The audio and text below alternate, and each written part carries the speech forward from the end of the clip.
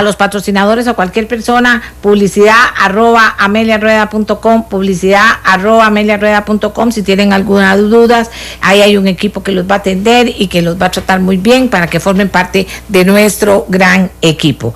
Ahora sí les confirmo que a las 6:30 de la mañana de hoy, a 300 metros hacia el norte de las piscinas en Plaza Víquez, un hombre que buceaba entre basura, conocido como Colochos, fue atropellado y degollado por el tren que salió de la estación del Atlántico rumbo a Cartago.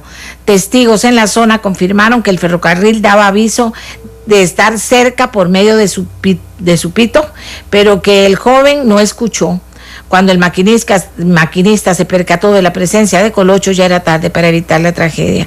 Las personas identificaron al muchacho como una persona dedicada a buscar entre los desechos productos que pudieran servir para reciclaje. Unidades de la Cruz Roja se hicieron presentes a la escena en pocos minutos y confirmaron que el sujeto estaba fallecido en ese momento. El organismo, en este momento, se espera que el organismo de investigación judicial se haga presente para el debido levantamiento del cuerpo, que será trasladado a medicatura forense. Y Colochos, como todas las personas, todos los seres humanos, tenía familia. Nuestras condolencias para la familia de este joven. Bueno, y vamos a hablar del tema de empleo público. Ayer a la salida del Consejo de Gobierno se habló de esto por parte de la ministra de Planificación, Olga Marta Sánchez, que entre otras causas afirmó que las cosas no andan bien en ese tema. El estado del empleo público en Costa Rica. ¿Cómo está, Olga Marta, este tema, así puntualmente? ¿Cuáles son las 3 grandes aseveraciones que se pueden hacer sobre hacer los cambios que se ocupen o no poder hacerlos? Buenos días. Buenos días, Amelia, y efectivamente una lamentable noticia la que usted acaba de reseñar. Bueno, con relación a la información que ayer compartíamos con la prensa, gracias a un compromiso que asumió el presidente de la República de dar cuenta de cuál es la perspectiva del gobierno sobre empleo público, yo le diría que los 3 grandes asuntos en los cuales tenemos que emplearnos a fondo, y cuando digo emplearnos a fondo, asumir medidas en el corto, en el mediano y en el largo plazo, tiene que ver con una cosa que es esencial al empleo público, y es lograr garantizar que cada vez caminemos en una ruta donde los bienes y servicios que generan las instituciones públicas sean de mayor calidad, de mayor oportunidad y con mayor cobertura. Y en esto sin duda tenemos una deuda grande en el país, y en eso tenemos que trabajar. Usted ahora comentaba en su programa sobre temas, por ejemplo, de infraestructura. Efectivamente hay un trabajo muy arduo que hacer. Entonces hay una línea que tiene que ver precisamente con eso, porque cuando hablamos de empleo público, en realidad lo que estamos hablando es de cómo hacemos para que desde las instituciones se organice y se dirija el trabajo de las personas que están involucradas ahí para que sea cada vez más eficiente y más eficaz. Ese es un tema fundamental. Ahora, también tiene que ver con condiciones que tienen unas largas raíces en la situación del país, y es que tenemos 14 regímenes distintos de empleo público. Tenemos alrededor del 48% de los trabajadores bajo el régimen de servicio civil, con una infinidad de problemas que hay dentro del servicio civil, donde es necesario también modernizarlo y adecuarlo a las circunstancias actuales. Estamos hablando de una institución, o sea, que si bien cumple un principio fundamental de la administración pública, y es permitir, digamos, canales de ingreso al sistema de trabajo público a través de estructuras de mérito, sabemos también que tiene enormes rigideces que hay que trabajarlas y mejorarlas en este sentido. Pero le hablaba yo de que hay 14 regímenes, la mayoría de ellos con sistemas de ingresos, de promoción, de regímenes disciplinarios, de regímenes salariales independientes por su cuenta, que no guardan, digamos, relación entre sí, y que no contienen principios de organización básica comunes. Entonces, el problema es realmente complicado, y ayer una de las cosas que señalábamos es que lo primero que hay que hacer para resolver un problema es conocer la magnitud del mismo, y sobre todo las características específicas que hay a su interior, y que si esto no se tiene y si solamente se trabaja con una mirada promedio, muy poco fina en los detalles, se puede llegar a tomar medidas que no necesariamente atiendan a resolver el verdadero problema. Sin embargo, y yo no sé, quisiera, a no ser que usted tenga una pregunta específica, quisiera orientarme también por lo que ayer señalábamos, de cuáles son las acciones que en el corto plazo estamos planteando y realizando ya. Yo no sé si le gustaría que habláramos. Me interesa porque tengo aquí a don Otón Solís y a don Otto Guevara y estoy buscando a don Rolando González, diputados de mucha experiencia, para que puedan también compartir sus puntos de vista precisamente sobre qué está pasando. Efectivamente, decía que el problema tiene diferentes aristas, diferentes asuntos que hay que abordar, y concretamente, digamos, uno de los temas que es más cercano al ministerio que yo, en el que yo participo, tiene que ver con la calidad de la gestión pública, ¿verdad? Y ahí es sin duda un reto enorme. Ahora, ayer que planteamos fundamentalmente trabajar en dos líneas en el corto plazo, y qué es lo que estamos haciendo. Por un lado, y es un tema vital, porque tiene que ver también con otro asunto que está en la discusión pública y que desde luego está interrelacionado, es cuál es ese ambiente de gestión de los recursos públicos que garantice mayor eficiencia, pero también austeridad y racionalidad en el ejercicio presupuestal. En ese sentido, y voy a hacerlo muy breve porque el tiempo no da para entrar en detalles, pero podríamos hacerlo. Hay tres medidas que se asumieron desde el momento en que entramos al gobierno hasta hoy, que tiene que ver con racionalización del ejercicio presupuestario. En el ámbito de las plazas, por ejemplo, que estaban vacantes en la administración pública del gobierno central, que es donde tiene alcance esta directriz, el 85% de las plazas no se han utilizado. Eso significa, y los datos los tiene el Ministerio de Hacienda, una cantidad importante de ahorro. También se ha reducido significativamente. Olga Marta, tenemos problemas con el celular, a ver si ahora hay mejor recepción. Es que yo le había dicho que iba de gira. Estamos ahora está bien. Ahorita no me puedo parar. Okay.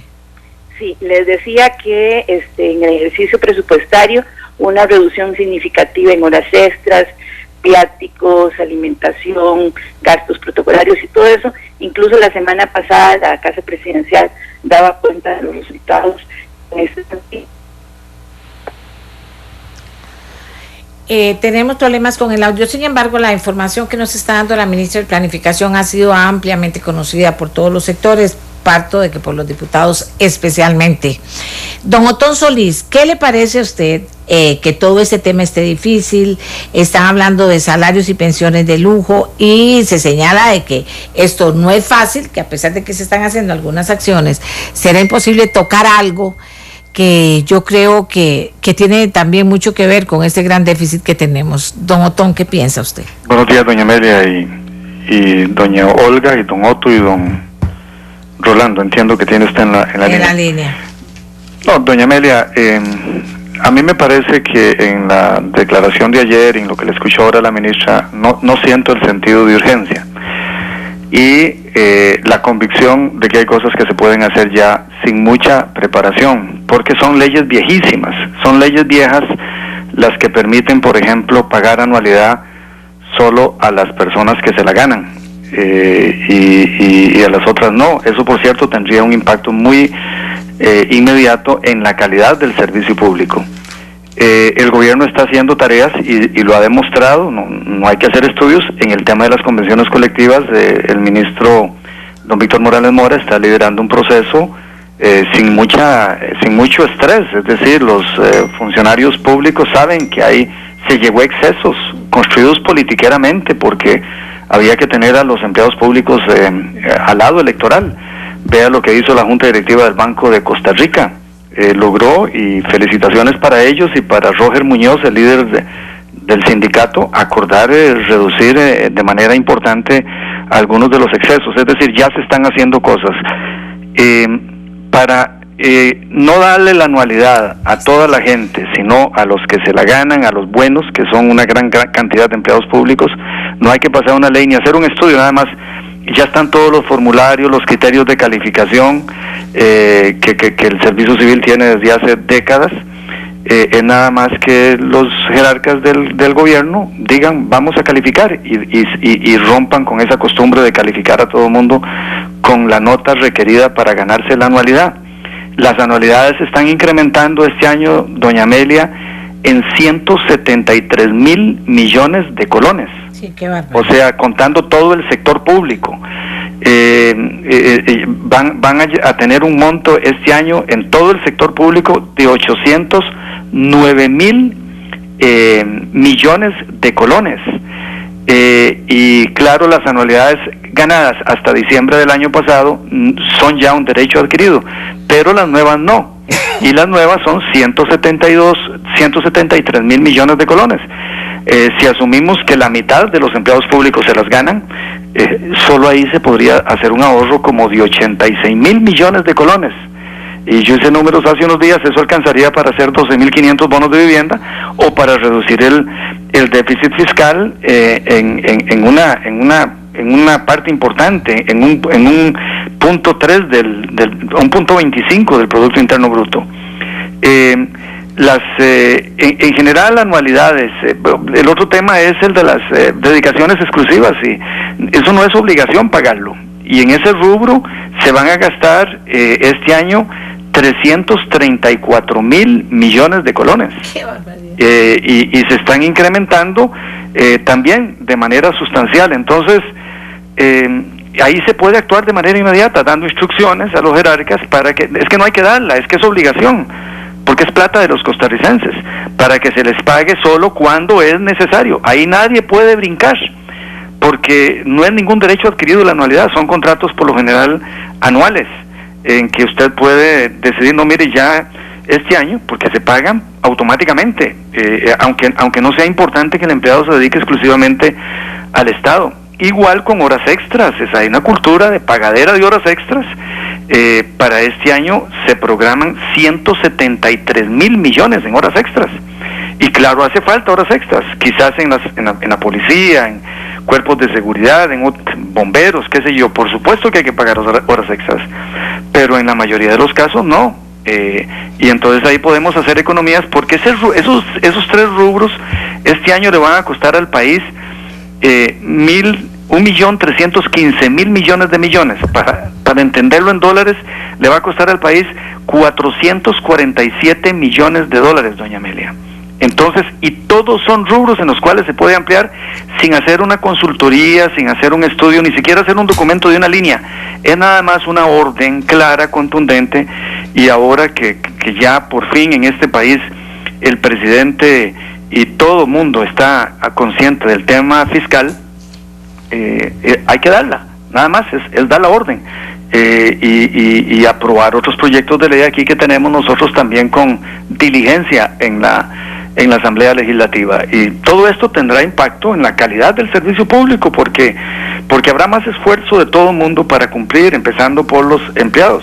Yo tengo información desde que, pues si mal no recuerdo, 2012, Mideplan es el rector de empleo público para el sector central y descentralizado. ¿Usted considera, Otón, que es a Mideplan a quien le correspondería asumir ya los cambios necesarios?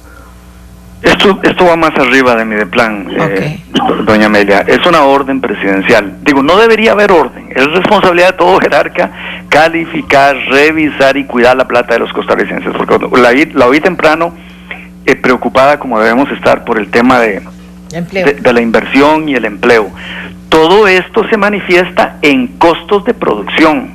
En costos de producción, yo tengo un amigo que pone un restaurancito pequeñito de altísima calidad. Él es un pulseador a puro crédito y tiene 6 empleados y está pagando 600,000 colones mensuales en cargas sociales. O sea, dice él, yo no me asigno un salario ni nada, ahí como del restaurante, porque si no, no puedo. Es decir, todos estos temas se expresan en carencia de empleo, en temor del sector privado, grande, pequeño, y sobre todo el emprendedor pequeño, el muchacho ese que tiene una buena idea, y claro, cuando ve las cargas sociales y lo que tiene que pagar, y los impuestos, y bueno, sobre todo cuando se está hablando de impuestos. Ayer aprobamos impuestos, ayer se incrementó la carga tributaria de este país quizás en 700 millones de colones, gracias a Dios, van para reducir la pobreza. pero bueno, y vienen de una fuente. Los moteles que se facilita sin mucho, es como los cigarrillos y el licor, ¿verdad? No da pena moral poner impuestos a estas cosas, pero con eso no avanzamos mucho en solucionar el déficit fiscal. Entonces, entrarle al tema de empleo, doña Amelia, es entrarle a estos temas, porque no aguanta el país. Un país no aguanta. Vea, esos 3 rubros, doña Amelia, cáigase de espaldas. El presupuesto del 2015 de esos 3 rubros en el sector público, o sea, horas extras, dedicación exclusiva y anualidades, se incrementó en 22%, doña Amelia. No podría, eso es 22%, no hay país que aguante, y por eso yo creo que tenemos que entrar en un diálogo con los líderes sindicales de este país a ver qué quieren, que el Estado quiebre o que lo salvemos y preste los servicios que tiene que prestar, y nos salgamos de este círculo virtuoso, vicioso, como usted decía antes. ¿Para qué culpar gentes? Estos son errores que vienen del pasado. Quien quiera culpar a Luis Guillermo Solís está muy equivocado. Pero si él no hace el viraje que hay que hacer, se convierte en aliado de la política clientelista del pasado, que dio todas estas concesiones y se acostumbraron a tratar bien a todo mundo por razones electorales. El Frente Amplio tiene que reflexionar. El Frente Amplio se dice socialista, pero defender una élite de empleados públicos, no, aquí la pobreza es el 20% de la gente que está en condiciones muy difíciles, el 10% que tiene desempleo. Esa es la lucha que tenemos que tener todos en el tema social. Bueno, pero don Otón vea lo que está diciendo, 447 millones de dólares, señores, esto tiene que mover algo. Doña Amelia, solo el incremento, yo no estoy hablando o sea, eso es así. El incremento. Sí, señora. Imagínate vos, pagado por nosotros. Bueno, ¿qué piensa don Otto? Le voy a dar chance para que doña Olga pueda oír las argumentaciones y nos pueda responder, porque aquí se podrían poner una flor en el ojal. Para eso se necesita tener pantalones y enaguas bien puestos. Porque imagínate. Otto Guevara, ¿qué piensa usted bien puntual? Díganos, ya don Otto nos aportó. ¿Usted qué piensa? Un saludo a usted, doña Amelia, don Otón, don Rolando, doña Olga Marta. Mire, en este país padecemos de parálisis por análisis. Desde principios de los 90 se viene hablando de los 14 regímenes de empleo público. Se viene hablando de los diferentes esquemas de remuneración a empleados públicos. Le estoy mencionando, desde hace 25 años se viene hablando y analizando el tema de empleo público. Lamentablemente quienes han estado a cargo del Poder Ejecutivo en todos estos años no han tenido las agallas, no han tenido el sentido de responsabilidad que les corresponde como gobernantes para poder poner orden en un sistema que está absolutamente fuera de orden, que es un desmadre puesto en términos muy costarricenses. Entonces no es de recibo que esta administración pretenda seguir analizando, porque así se nos van a ir los siguientes 2 años y un resto que le quedan a esta administración sin que se tomen medidas urgentes en el tema de ordenamiento de estos regímenes de empleo público y de los esquemas salariales. Avalo en un 100% todas las palabras de don Otón Solís en relación con el tema de anualidades, con el tema de la dedicación exclusiva. Yo le sumaría también carrera profesional. En muchos casos se le paga carrera profesional a personas que estudian, inclusive pagado por la misma institución, para obtener un bachillerato, una licenciatura, en carreras que no tienen que ver con la ocupación que desempeñan, pero lo único que buscan es el plus salarial, el incentivo salarial vinculado al grado académico. Todo eso tiene que cambiar, y todo eso puede cambiar desde ya con una orden del presidente al ministro de Hacienda, en lo que es el gobierno central, y con una directriz del presidente a todas las instituciones autónomas que forman parte del sector público. Adicionalmente, doña Amelia, en este caso, vea usted que se mencionan convenciones colectivas. Ahora don Otón mencionó el Banco de Costa Rica. Hay 22 convenciones colectivas en instituciones autónomas y gobierno central que deben denunciarse todas las 22.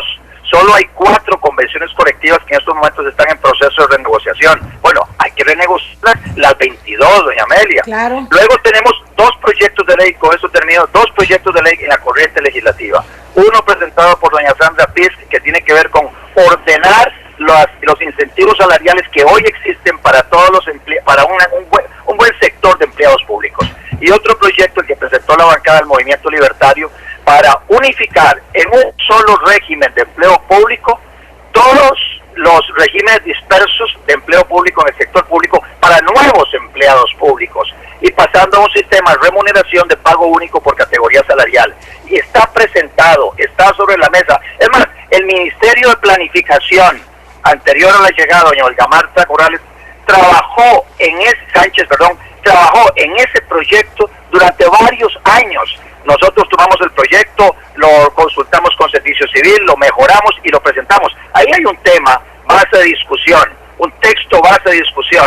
Bueno, tomémoslo y construyamos alrededor de ese texto, hagamos las modificaciones del caso, pero no perdamos tiempo, por Dios.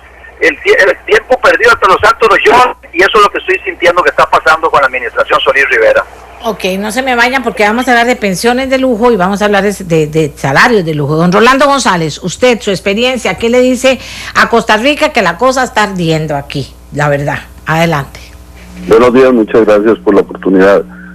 Yo creo que todo lo dicho por mis colegas es de recibo, es válido, es atendible, pero lo único necesario hoy es la voluntad ni siquiera del presidente de la República, es de cada jerarca, de cada ministro y presidente ejecutivo que puede actuar dentro de su competencia sin violentar convenciones colectivas, sin maltratar a los empleados, únicamente que cumpla con su deber a la hora de supervisar la calificación.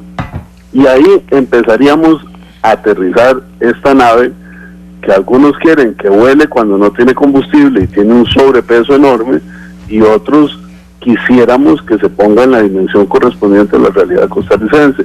En materia de legislación, los proyectos que hay en la Asamblea Legislativa son apropiados para abrir un debate nacional con plazos perentorios, y creo que aquí hay dos responsabilidades que deben alinearse. Una, el Poder Ejecutivo no puede seguir evadiéndose de la competencia que tiene para ordenar el gasto público, y dos, las organizaciones sindicales no pueden asumir que todos quienes opinamos diferente queremos debilitar las condiciones obrero-patronales en el sector público.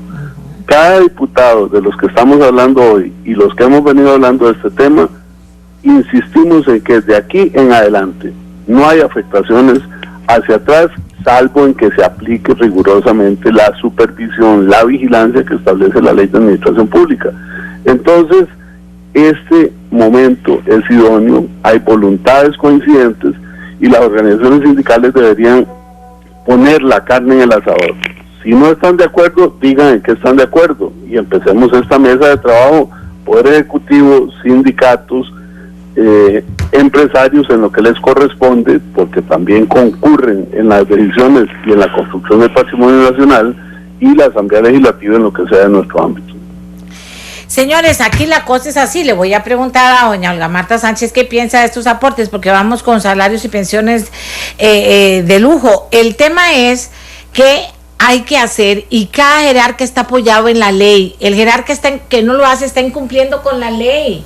Es una cuestión de conciencia del jerarca y de dejarse de estar peleando, yo soy de tal partido, yo soy de otro partido, porque eso aquí en este momento solo nos va a llevar a situaciones muy difíciles. Bueno, vamos, los cortos están muy pequeñitos ahorita, o sea que vamos a hacer un corte corriendo para que doña Olga Marta Sánchez pueda responderle a los diputados y luego retomar el tema. Ya don Otón nos dio cifras.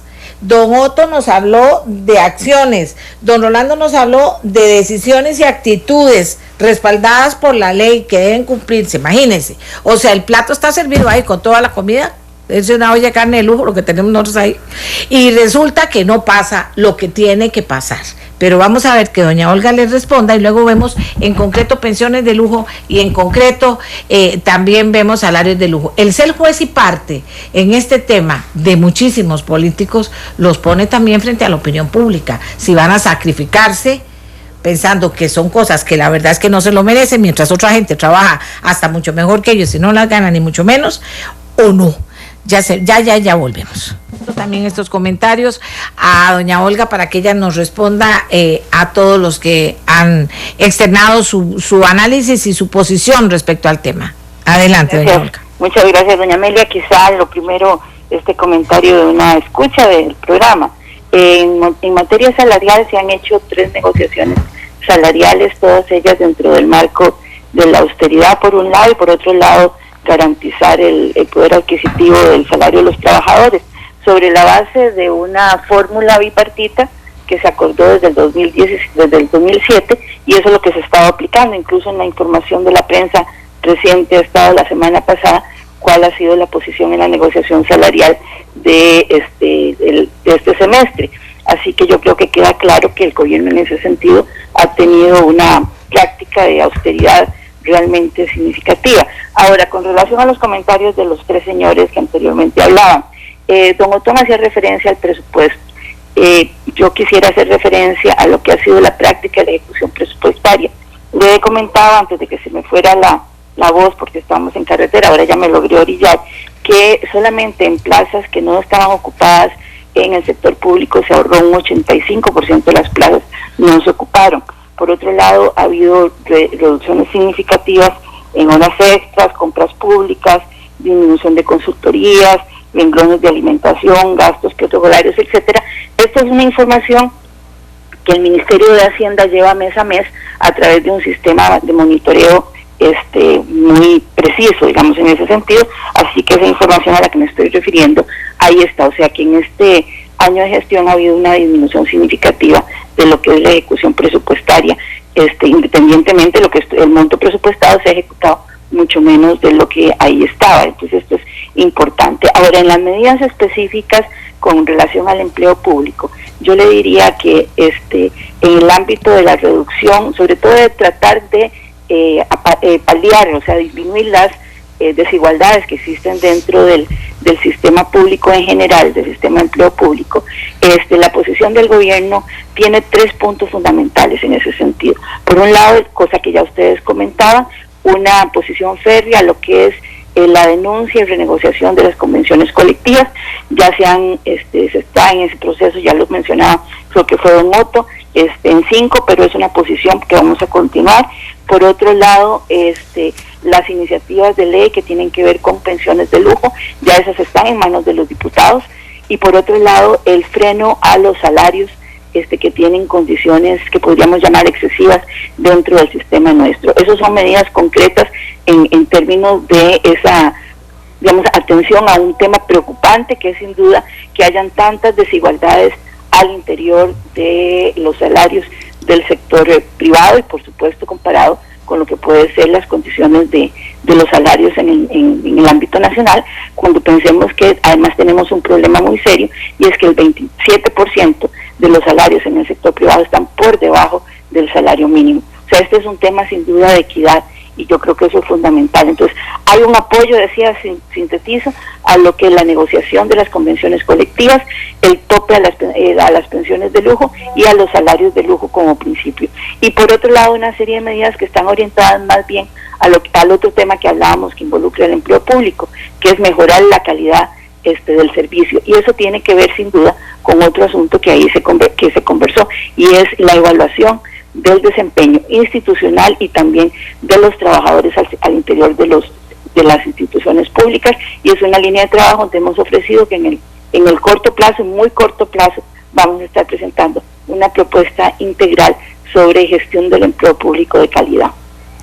Olga Marta, y ya le voy a preguntar a don Otto y a don Rolando González, porque en caso de pensiones de lujo, yo decía, ¿se puede ser juez y parte en todo este tema? ¿O se puede ser miembro de un partido primero y después ponerse la bandera de Costa Rica, o no ponérsela del todo a la hora de aprobar y de estar de acuerdo con que esto ocurre? Va a haber una aprobación rápida, pero le pregunto a doña Olga, si estamos claros en que hay una ley que fortalece a un ministro y que las leyes las tiene que cumplir todo costarricense para que tome medidas importantes en estos temas que hemos hablado, ¿por qué no una directriz de decirle, señor ministro, el que no cumpla con la ley está fuera de la ley, entonces se va para la casa, cumplan con la ley? O sea, eso es fácil, es difícil, se resienten, no se resienten, ¿por qué eso no se hace? No hay ningún resentimiento, al contrario, hay una obligación. Nadie puede atender la normativa que es vigente. Eso es una condición ciudadana, y muy particularmente, por supuesto, es una condición que debe cumplir una persona que tiene autoridad y responsabilidad dentro de una institución pública.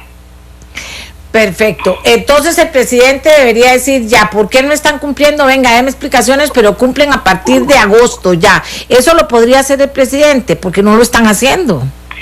No estoy exactamente entendiendo a qué concretamente se está refiriendo usted. A cualquiera de los asuntos que la ley permite que hagan los ministros, y ya lo mencionó don Otón y lo han mencionado varias veces, que la ley está ahí respaldando y que los ministros no toman decisiones.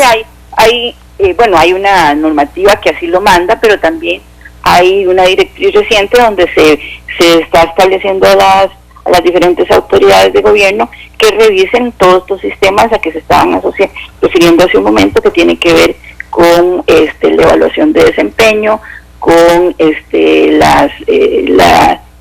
sistema de exclusividad en el trabajo.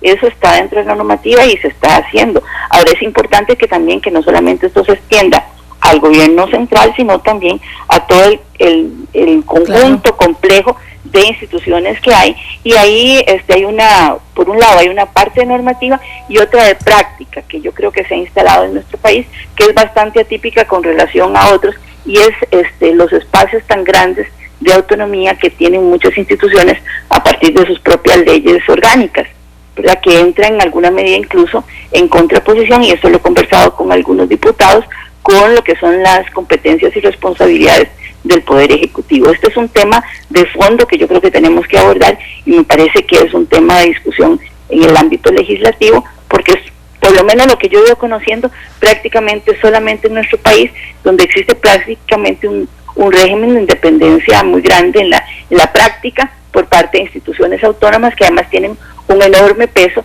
dentro de lo que es la gestión de la política pública y de la economía del país. Ok, es que los políticos han sido muy marrulleritos, echa la ley, echa la trampa, y vean en lo que estamos, y seguimos hablando de lo mismo, pero marrulleritos desde hace rato han sido, y nos damos cuenta de repente, Dios mío, pero ¿cómo es que no podemos hacer nada? ¿Qué país acepta que se hagan cosas en ese sentido y después no puedan hacer nada? No se puede, eso es pura marrullería, o sea, eso no es transparencia ante la gente. Y hoy me dice don Víctor Morales Mora que ingresó a la Asamblea Legislativa bajo el número de expediente 19.661 el proyecto de ley para establecer topes a las pensiones de lujo con cargo al presupuesto nacional. Estoy solicitando audiencia a todas las fracciones para explicar los alcances y relevancia de este proyecto para la salud de las finanzas públicas. ¿Qué más me dice? Que se ampara en el principio de equidad que debe existir en todo régimen de pensiones para que sea así, porque si no, toda la plata que yo he pagado en estos 40 años de trabajo, que me la devuelvan, ¿verdad? Porque ya me está dando a mí miedo con esto. Vamos a ver, don Otón Solís, don Otto Guevara y don Rolando. Ahora empezamos al revés, con don Rolando, después don Otto y luego don Otón, analizando este tema desde una perspectiva muy puntual, pero también de cierre del mismo. Adelante, don Rolando. En primer lugar, yo debo reconocer que el gobierno está haciendo esfuerzos concretos, los ha mencionado la señora ministra de Planificación, y hay determinación y hay cuidado técnico. ¿Qué ocurre? Que no son suficientes, y no deberíamos ser injustos en cargar la mano, en que todo tiene que resolverse de un día para otro. Hay una progresividad en la actuación en la que debemos concurrir todos nosotros. No obstante, hay un faltante, y usted lo ha señalado hoy reiteradamente, y lo hemos señalado Otto, Otón y este servidor. Debe haber una decisión de cada jerarca, partiendo del presidente de la República, pero si él no lo hace, por las razones que sean, cada jerarca tiene la investidura, tiene la capacidad jurídica, la capacidad técnica y la capacidad dialógica para resolver en su institución. Es interesante escuchar los puntos de vista, porque creo que Otto no lo ha vivido, Otón y yo sí, de tener frente a frente un dirigente sindical que discrepa por una calificación que le asignamos. Y ahí es donde se ve de qué madera estamos hechos, porque las razones deben prevalecer sobre las pasiones. El sistema de calificación que hay en el sector público es insuficiente, es corregible, pero existe, y si se aplica, ahí tendríamos una reducción del gasto significativa, objetiva, concreta. En cuanto a los proyectos de ley que hay, Me satisface mucho ver que iniciativas como las de Sandra Piz han desencadenado una reacción en otros sectores, particularmente del gobierno, a veces con errores, como antier que entró un proyecto de ley que habla de que se harán ajustes en las remuneraciones una vez al año, cuando en este país está pactado desde el 2007-2008 que es semestralmente, y no debería violarse el acuerdo que hay con las organizaciones sindicales en esta materia. Pero esos errores se corrigen en la Asamblea Legislativa. Lo esencial es que haya congruencia entre lo que se dice y lo que se hace por parte de las y los diputados y por parte del Poder Ejecutivo. Hoy están dadas las condiciones, porque indistintamente de las reacciones y la protesta que hay en algunos dirigentes sindicales que han sido copartícipes de este festarrín, claro, en que intervinimos los partidos políticos y en que han intervenido los sindicatos, deben también participar en la toma de decisiones. Si se pudo en el Banco de Costa Rica, creo que se puede en todo el sector público con seriedad y responsabilidad.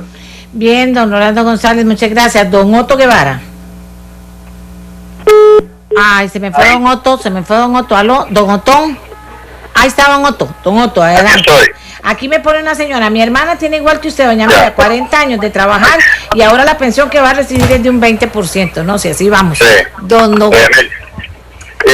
Mire, acciones muy puntuales que se pueden acometer de inmediato.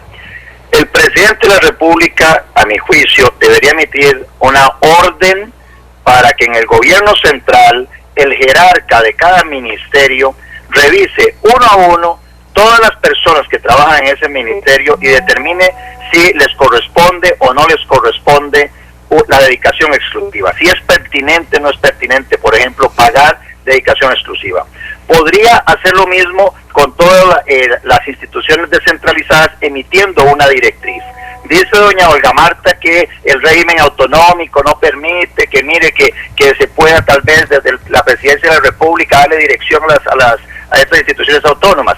Yo discrepo con ella en el sentido de que a través de las directrices que establece la Ley de Administración Pública se les puede poner a todas estas instituciones, dar una especie de orden, una directriz para que revisen esos pluses salariales y empiecen a dar ya el ejemplo diciendo, bueno, una vez que venza el año de dedicación exclusiva, a partir de allá no se va a renovar tantos contratos, son 100, 200, 1000, 5000, 10,000, 20,000 licencias por dedicación exclusiva no se van a otorgar. Claro. Esa sería una muy buena señal. Claro. Segunda acción muy concreta, son, como les decía, más o menos un poquito más de 20 convenciones colectivas entre instituciones autónomas y las 2 del gobierno central. La directriz del presidente debiera ser, y la orden del presidente del gobierno central y la directriz para las autónomas es, todas las convenciones colectivas se denuncian, todas, e inicia un proceso de renegociación de las cláusulas abusivas en todas las convenciones colectivas, no solo en 4 o en 5, no, en todas.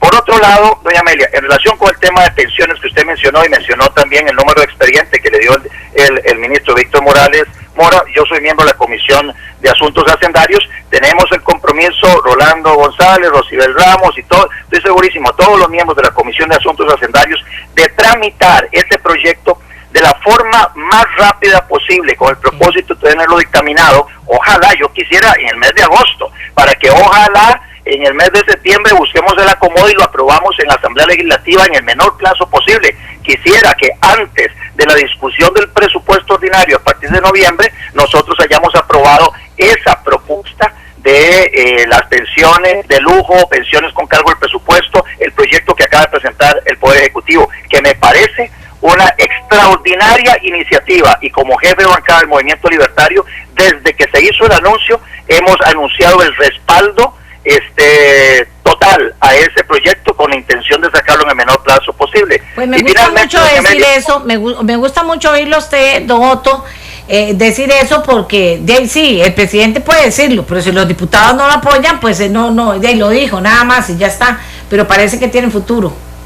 Ese proyecto yo lo veo aprobado sinceramente antes de noviembre. Yo esperaría que hay que hacer Claro, hay que consultarlo con la dirección de pensiones, hay que consultar diferentes instituciones, hay que hacerle estudios de servicios técnicos y luego viene la discusión en hacendarios y buscar el acomodo en el plenario. Pero yo siento que hay una voluntad de la totalidad de los diputados de la Asamblea Legislativa, todas las bancadas legislativas, por la toma de conciencia que tenemos todos del problema fiscal tan serio en el que estamos metidos, que este es uno de los disparadores del gasto. Bueno, este tema hay que acometerlo, pero también hay que trabajar los otros temas, el tema de empleo público, y por eso la crítica que le hacemos al Poder Ejecutivo de que pretenda seguir dándole largas al asunto, a este tema, cuando ya hay 2 proyectos en la Asamblea Legislativa sobre los cuales podemos discutir. Discutamos sobre esos proyectos, quitémosle, metámosle, mejoremos por aquí o por allá, pero no eludamos la discusión con el propósito también, una discusión orientada hacia llegar a acuerdos, no a discutir por discutir, como ha sido la tónica en este país a lo largo de los últimos 20 años en materia de empleo público. No es que le quiera meter a caballo, pero cuando yo entrevisté a los diputados sobre cuáles serían los proyectos que creen deberían estar en extraordinarias y ojalá sacados en agosto, me hablaban de contrabando, no hablaban de pensiones de lujo, la pura verdad, no hablaban de pensiones de lujo, pero sí me hablaban de contrabando, hablábamos de algunos proyectos claves que podrían estar listos. ¿Cómo están esos temas, don Otto, ahorita? Sí, doña Amelia, todos hablamos de contrabando porque es un proyecto que ya pasó la fase de comisión, está en la parte de ajuste, de pequeños ajustes mediante mociones. Ese proyecto, el de contrabando, está para ser aprobado, si Dios quiere, la semana entrante. Hay 2 proyectos vinculados al tema de contrabando y la idea es que saquemos estos 2 proyectos la semana entrante. Luego, el de fraude fiscal, estamos a punto de llegar a un arreglo, a un acuerdo en la Comisión de Asuntos Hacendarios con la gente del Poder Ejecutivo con el propósito de sacar una versión mejorada del proyecto presentado por el Poder Ejecutivo y lo podríamos estar aprobando. Lo veo difícil a finales de agosto porque hay una bancada, la bancada del Frente Amplio, que no está de acuerdo con que nosotros le hayamos decidido proteger a los contribuyentes de lo que podrían ser abusos en el proceso de determinación de la obligación tributaria por parte del Ministerio de Hacienda y las posibilidades que tenía el Ministerio de Hacienda en la versión inicial de llegar y practicar embargos sin participación de jueces, etcétera. Hemos venido afinando el proyecto para evitar la violación a los derechos de los contribuyentes y siento que el Frente Amplio va a seguir insistiendo en ese tema y eso nos podría entrabar un poco la tramitación final, pero los 2 de contrabando están para salir la semana entrante. ¿Por qué menciono que el de pensiones lo veo bastante difícil que salga el mes de agosto? Porque apenas nos está ingresando a la Comisión de Asuntos Hacendarios y hay que cumplir con un proceso obligado de hacer el informe de servicios técnicos, hacer consultas obligadas sobre ese proyecto y luego entonces viene la discusión en el Pleno de Hacendarios con el propósito de sacarlo dictaminado y luego hay que hablar con el Ejecutivo para que lo convoque si es que estamos a tiempo todavía en el mes de agosto y si no, si ya nos pasamos a septiembre, buscar un acuerdo de 38 diputados para ponerlo en los primeros lugares del orden del día con el propósito de ver si lo sacamos entre septiembre y octubre de una vez aprobado. Pero este proyecto es un proyecto que yo siento que tiene todas las condiciones para ser aprobado muy rápidamente, el proyecto de pensiones de las pensiones de lujo que acaba de presentar el Poder Ejecutivo.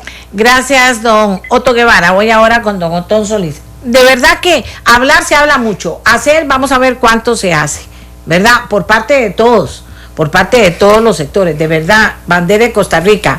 ¿Será posible, don Otón? Hay cosas que están haciendo, esfuerzos que están haciendo. Hay palabras que podrían adquirir un sentido muy grande, lo del trámite, la tramitación rápida. Hay temas que son urgentes en este país. Estábamos cerrando tema de empleo público, de pensiones de lujo, de salarios de lujo. Estábamos hablando del tema de a ver cuál ministro hace cumplir la ley y no tienen que pedir permiso para eso porque es su obligación. Como me dicen, no es cuestión de conciencia, es lo que tiene que hacer. Decimos muchas cosas en el mismo frasco, pero en el fondo es solo una actitud la que se necesita y una nueva cultura en empleo público, que por eso es que yo hablo siempre de conciencia en esto. Pero ¿usted qué piensa, don Otón, para que cerremos todos estos temas? No, doña Amelia, muchas cosas se pueden hacer sin hacer consultorías o estudios, sin modificar leyes ni decretos. Es decir, usted, por ejemplo, cree que se gasta mucho en asesores legislativos y toma la decisión de no tener muchos asesores legislativos, nada lo prohíbe. Ni hay que hacer un estudio ni un análisis. ¿Usted cree que las campañas deben ser cortas y debe gastarse poca plata? Pues toma la decisión, pone el principio al frente de la posibilidad de pérdida electoral. La mayoría de los males de este país se arreglan con voluntad y se ha demostrado por mucha gente en la vida política reciente y pasada de Costa Rica. Es decir, yo me entusiasma escucharle y sé que es sincero Otto Guevara con el tema de la ley de pensiones y don Rolando González, y estoy seguro que eso es lo que va a prevalecer en la Asamblea, la excelente propuesta de don Víctor Morales Mora. Ojalá que sean los trámites requeridos por el reglamento, consultas, etcétera, lo que impida que se apruebe ya y no la política.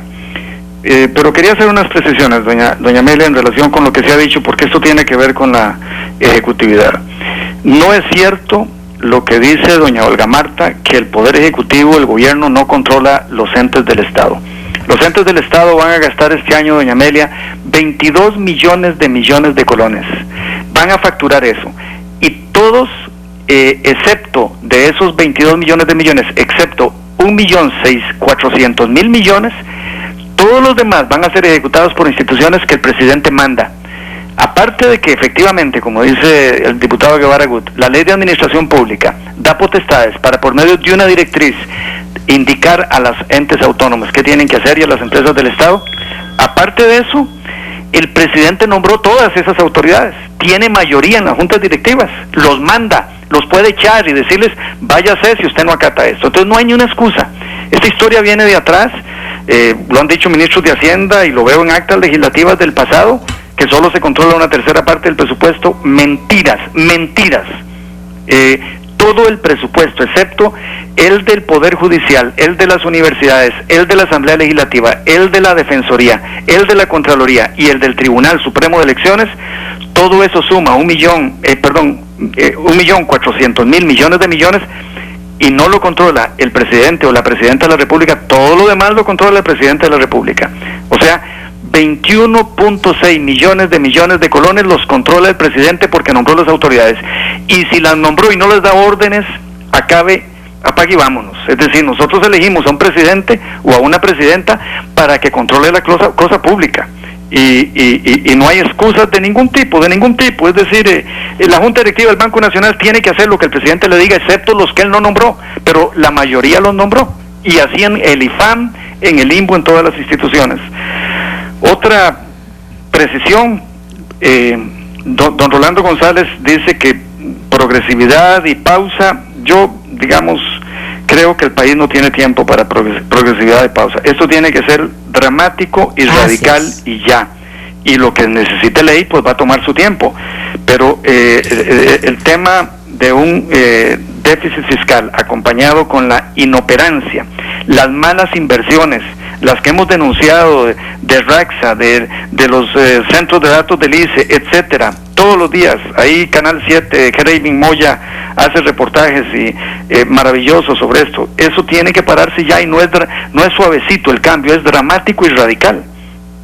Otra precisión, calificar es duro y genera molestia en los subalternos malos. A los buenos les encanta y tienden a ser más del 50% los buenos. Pero se necesita una autoridad moral total de arriba. Se necesita que el jerarca se comporte en relación con sus gastos, viajes, caravanas, hoteles, comidas, todo lo que sea superfluo, austeridad y tacañería. Si usted nombra un montón de asesores y gasta aquí y gasta allá, y se va varios días a vivir en hoteles y está viajando mucho, no puede pedirle al sector público. Lo primero que un jerarca tiene que hacer en democracia es hablar con el ejemplo. No se le puede pedir más sacrificio a los subalternos que el jerarca está dispuesto a incurrir, excepto en dictaduras. En China, en la Chile de Pinochet, ahí sí no hay relación entre la ética del jerarca y los sacrificios que se le pueden pedir a la gente. Pero en democracia tenemos que mostrar, lo primero que hay que mostrar es austeridad total en todo lo que concierne a nosotros, los 57 diputados, a las instituciones, los jerarcas de las instituciones del Estado, al Poder Ejecutivo, al Presidente de la República. Y ahí usted puede entonces actuar y calificar. El temor de muchos jerarcas, no calificar a un empleado de malo y muy malo y que no se gane la anualidad y que en 3 malas calificaciones lo pueda despedir sin derechos, es que el empleado público se moleste y denuncie lo que está haciendo el jerarca, los abusos en que está incurriendo, cómo se sirven a veces con cuchara grande en lo pequeñito, pero para que ese empleado público es muchísimo. Entonces lo primero es autoridad moral. Y finalmente, doña Amelia, en Costa Rica, usted al inicio de su programa hablaba de la inversión pública. Aquí es difícil gastar en lo bueno, es difícil gastar en obra pública, en construcción, pero es facilísimo gastar en anualidades, en gastos corrientes, en viajes, en las cosas superfluas. Nosotros tenemos que hacer difícil gastar en lo que no genera desarrollo inmediato y en el mediano plazo, y hacer fácil gastar en lo que sí genera desarrollo. Claro. Esa psicología tenemos que meterla en toda la clase política y en los mandos medios de las instituciones, porque si no vamos a seguir despilfarrando fondos y no gastándolos en aquello que sí da desarrollo y sobre todo los sectores de menores ingresos. Le agradezco, don Otón.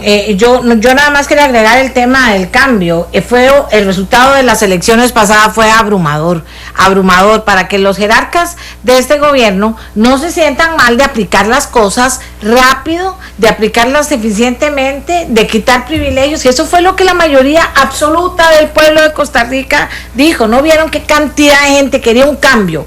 Y un cambio no progresivo, un cambio.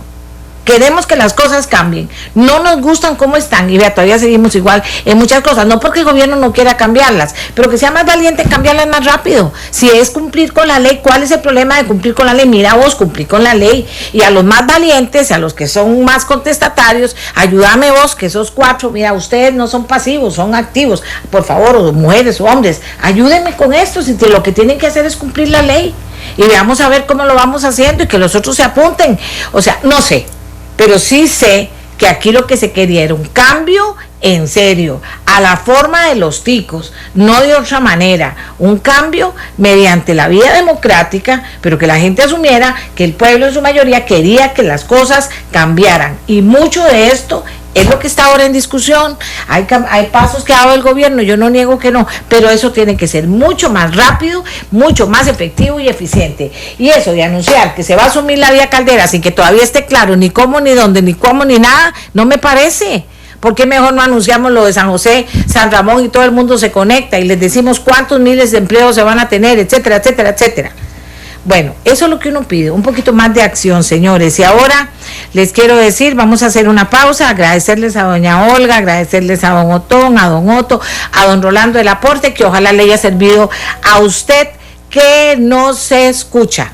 A usted que nos escucha, y por eso es que yo simplemente les recuerdo cosas a los del gobierno para que se pongan valientes, y eso es lo que la mayoría de los ticos quería cuando votó abrumadoramente por Luis Guillermo Solís. Entonces que Luis Guillermo consiga la gente más valiente que tiene, que asuma cumplir con la ley, porque ya es que es el único país en que no puede usted obligar, en que se tiene que cumplir con la ley. No, aquí yo no cumplo con la ley y no pasa nada. No, cumpla con la ley. Bueno, si es difícil, consígase a los más valientes y que vamos los demás. Bueno, el otro pues usted puede, o sea, tiene que haber una actitud así. No podemos estar, tiene la palabra, se le venció la palabra, tiene la palabra, muchas gracias, se levanta la sesión de Consejo de Gobierno. Así no se puede. Y se lo digo de verdad, con todo el respeto que yo tengo por todas las personas en general, y en particular también por quienes ejercen la presidencia y están en un Consejo de Gobierno. Pero necesitamos eso, Costa Rica. Eso es lo que quiso la mayoría, así abrumadoramente. Eso es lo que quiere la mayoría abrumadoramente. En ameliarueda.com tenemos un tema bien lindo desde hace 3 días. El inmigrante tico, y además de lindo, interesante, y además respaldado en datos muy importantes. El inmigrante tico en su entrega de hoy nos dice que los hombres ticos que emigran a Estados Unidos ganan al año $51,000. Las mujeres $40,000. Y entonces en este especial del inmigrante, nosotros les enseñamos a ustedes de dónde salen los datos, de dónde salen los análisis que sostienen estos datos o que parten de estos datos, en dónde es que trabajan las costarricenses, en dónde trabajan los hombres que se van para allá a hacer su vida y que la hacen y que eso ganan. Vean qué interesante, en amediarueda.com usted lo puede leer, puede aportar comentarios y puede conocer y puede ver cómo están los números sobre el tema. Hacemos una pausa, Costa Rica, o hacemos, y no se come el cuento de que si un ministro lo hace va a ser el más sapo, no se come el cuento de que si usted es más eficiente, no, ese hombre no es que es sapo, no se come el cuento. Y lo otro que les quiero decir hoy, al principio y al final, cuiden su trabajo, señores, cuiden su trabajo, señoras. Aquí no se trata, como me oigo todos los días en todo lado, a la gente hartándose a la gente de la empresa en la que trabaja. Dice uno, pero ¿qué le pasa? ¿O esta qué le pasa? Tienen que cuidar su trabajo. Si algo no le gusta, va y dice, mire, a mí me gustaría que estas cosas cambiaran. Y entonces el jefe le dice, ¿puedo cambiar o no? Deme chance, le puede dar un chance. Pues, yo no las puedo cambiar. Y entonces usted dice, bueno, si no las cambian, una de dos. O se aguanta trabajando bien porque le hace falta, como alguien me decía el sábado pasado, la operación arroz y frijoles, me pareció muy interesante eso. Dice, usted no le gusta, pero la operación arroz y frijoles tiene que estar ahí, se aguanta calladito, porque eso es mejor. Pero si no, entonces dice, muchas gracias, me voy a buscar otro lugar, ¿verdad? O sea, así funciona, pero cuide su trabajo porque en este momento eso es importante.